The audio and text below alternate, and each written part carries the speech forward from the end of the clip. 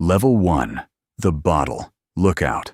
At the first level, a young person might begin as what the gang calls a bottle, which simply means a lookout. Imagine being about 14 years old, growing up in a neighborhood where a group like MS-13 has a strong presence on many streets.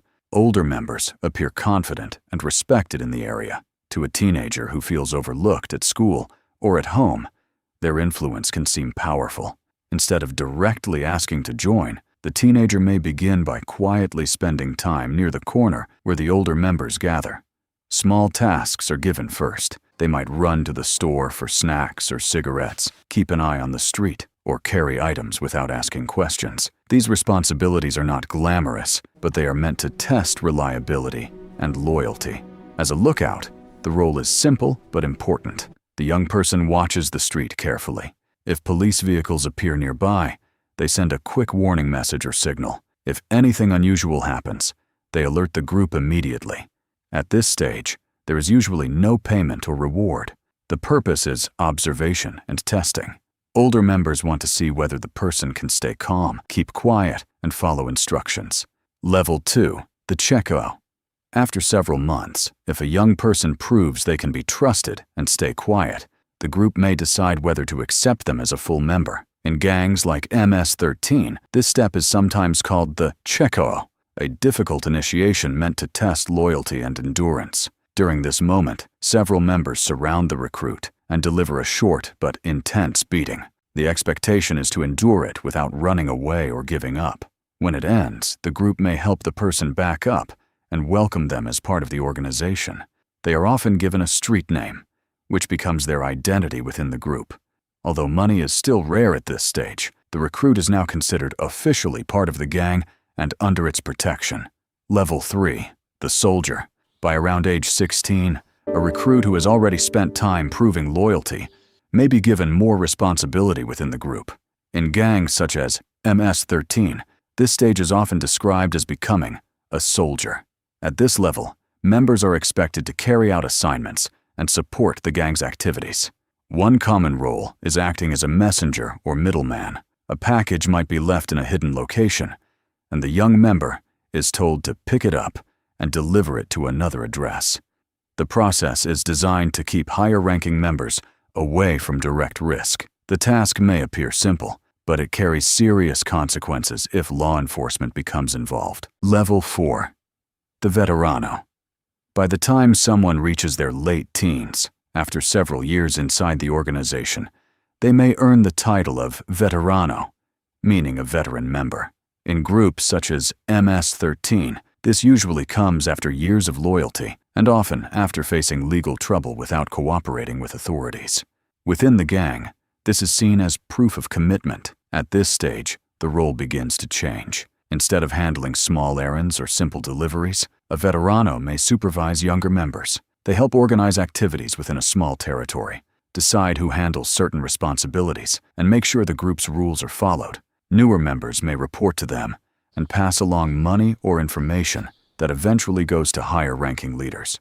A veterano is also expected to maintain discipline. If younger members act carelessly or cause problems, the veterano is responsible for correcting the situation and keeping order within the group. With this position sometimes comes more money and status. However, the risks also increase. Law enforcement often monitors known members closely, and a veterano's name or face may already be recognized by police. Level 5. The Palabrero. By the mid-20s, a longtime member who has survived years in the organization may reach the role known as Palabrero, which roughly means the spokesperson or leader of a local clique. In gangs such as MS-13, this position is usually given only to someone who has shown loyalty and influence over many years. At this level, the responsibilities become more about leadership and organization. Level 6. The Fleo, regional leader. By the age of 30, a longtime member who has survived the deadly realities of gang life may reach the rank of Fleo, the regional leader, or Nada Ro. In gangs like MS-13, this is the pinnacle of power, reserved for the few who are both experienced and strategic. Most peers from earlier years are either dead or serving life sentences, making survival and careful decision-making essential. At this level, the leader no longer operates on the streets. The Fleo runs the organization like a corporation, managing the supply chain, negotiating with cartels for cocaine and heroin, setting prices, and controlling distribution. They also oversee finances and money laundering, funneling revenue through legitimate businesses such as car washes, nightclubs, or construction companies. Income can range from $20,000 to $50,000 a week, and outwardly, they may appear as a successful businessman, driving luxury vehicles and living in a comfortable home. Despite the wealth and influence, the pressure is immense. Law enforcement monitors their activities closely, requiring meetings in person, coded communication, and extreme caution. They must also navigate internal politics. MS-13 is a network of semi-independent cliques, often cooperating, but sometimes at war. The Fleo maintains order, executes high-level decisions from imprisoned leaders, and ensures loyalty throughout the organization.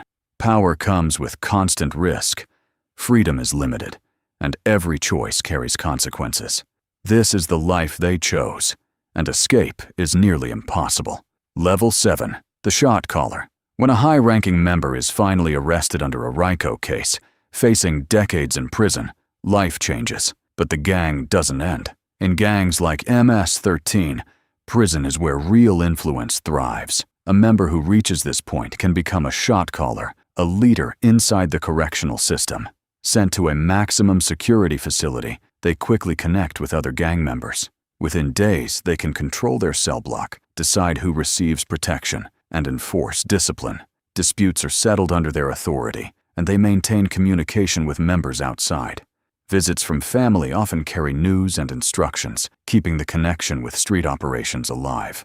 The prison economy becomes their domain. Contraband, drugs, and money flow through corrupt channels and commissary accounts, all under their supervision. Orders for enforcement or retaliation, including violent acts against rivals or snitches, are carried out with their approval. Though confined, they wield immense respect and authority, effectively running an empire behind bars. Every decision carries weight, and loyalty is enforced strictly. The only limit is physical freedom. They remain powerful, feared, and central to the gang's operations, even from inside a cell. Level 8. The International Leader. At the very top are the founders and legends of MS-13. Born in Los Angeles in the 1980s, Salvadoran refugees formed the gang for protection. In the 1990s, deportation sent thousands back to El Salvador, spreading the gang across 2 continents. The highest leaders, still alive, often sit in maximum security prisons like Zacatecoluca, Zicaloca in El Salvador, controlling entire cell blocks.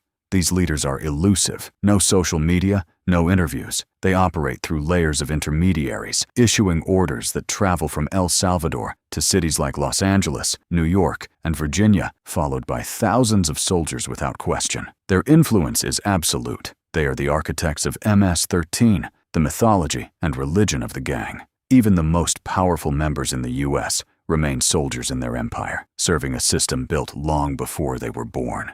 Level 9. The End. At 35, after 21 years in MS-13, the life comes full circle. You've survived shootings, prison, and violence, made money, lost it, and carried the weight of your choices. Sitting outside your mother's house, you see her tears and pleas to leave. But it's too late. There is no exit. Blood in, blood out. The gang is your life. You drive to the corner where it all began, watching a new 14-year-old hanging there, hungry for respect and belonging. You see yourself in him, and the cycle quietly continues. Thanks for watching The Wealth Describe. From the streets to the shadows of power, we explored the rise, struggles, and realities of life inside one of the world's most notorious gangs. Every level tells a story of loyalty, risk, and survival, showing how choices define a life. If you found this journey intense and eye-opening, don't forget to like, comment, and subscribe. Stay tuned for more deep dives into power, influence, and the world few get to see.